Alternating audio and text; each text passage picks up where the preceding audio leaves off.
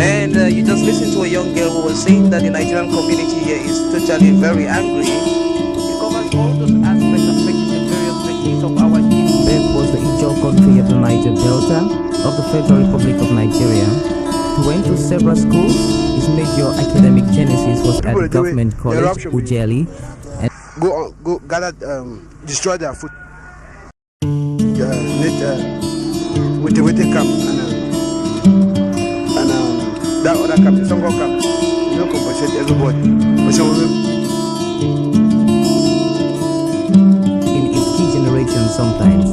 Today our focus will be on the style of J.P. Clark, a poet and writer, and we shall also be very interested in his poem Akbo Dancer. Some lives are meaningful, some are empty. There are lives that are eventful, with too much meaning and riches to offer humankind. Long after some of these earthly adventures and no more, one can still find footprints of these great lives on the pavements of our contemporary lives. Good evening, you're welcome to the program Green Planet. Thank you very much for talking to people, places and events, and to the African Center for Community and Development. I'm Bikoko Boots Oscar, Barrister at Law, Solicitor and a Notary Public. Now let's get into issues about Cameroonian law. Yeah. There seems to be conflicts as to the laws that Cameroon gets from outside and the laws that are created from within.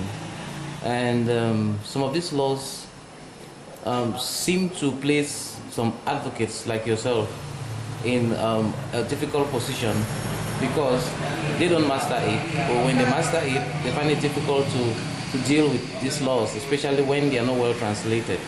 What is your reaction, and could you please try to elucidate on this point? So, as I was saying, we are under two international law systems, the common law and civil law systems.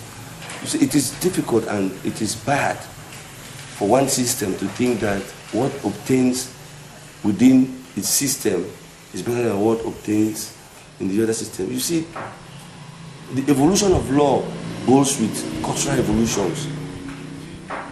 It goes with, especially for those of us who are in Africa, it goes with the kind of colonial doctrines that were handed down. So it will be extremely difficult for you to take the Code de Procédure Civile, which applies in Douala, Yaoundé, and all the other big, in fact, all of that area, to come and apply it, what we know for the civil procedure. So that is the area where we're having problems. In fact, recently, there was this issue of notaries. Because when you're sworn into the Cameroon Bar Association, you become automatically barrister at law, an advocate, solicitor, and a notary. That is how it operates in the English-speaking, in the English system, or the common law system. But unfortunately, the way it operates over there in the French-speaking Cameroon is different. They have their notaire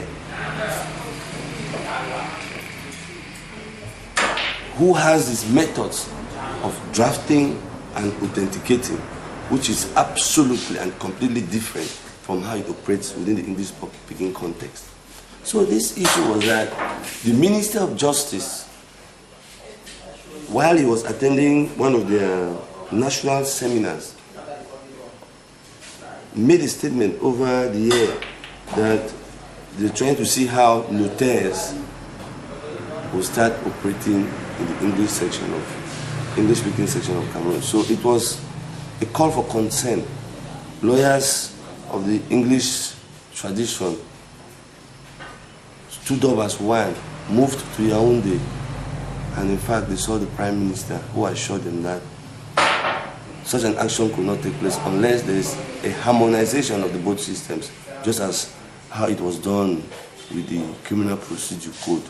Today, if you look at that code, you find good aspects of the civil law system and good aspects of the common law system.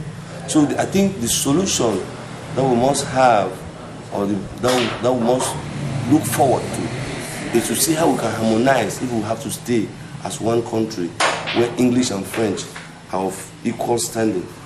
we just have to harmonize. I'll come back to another problem that you raised, the problem of translation. In fact, we've always had this problem where French, the law is enacted in French. Cameroon is a bilingual country. It has to be translated into English so that each and every Cameroonian can read it and understand it. But it is always unfortunate that these laws, once they come out, once they're enacted into, in fact, these projects, when they're enacted into law, they're always in French. But even if they're in French and they have to be translated, who does the translation? You can't just go to the School of Interpretation and Translation. You pick up somebody who has no knowledge of the law and you expect him to translate documents, legal documents that have their own legal language. They have their own certain legal aspects that cannot be translated word for word. The problem has always been that these guys, they do the translation word for word, thereby changing the sense sometimes of the law. It is difficult, and this is a problem that we've always raised to hierarchy.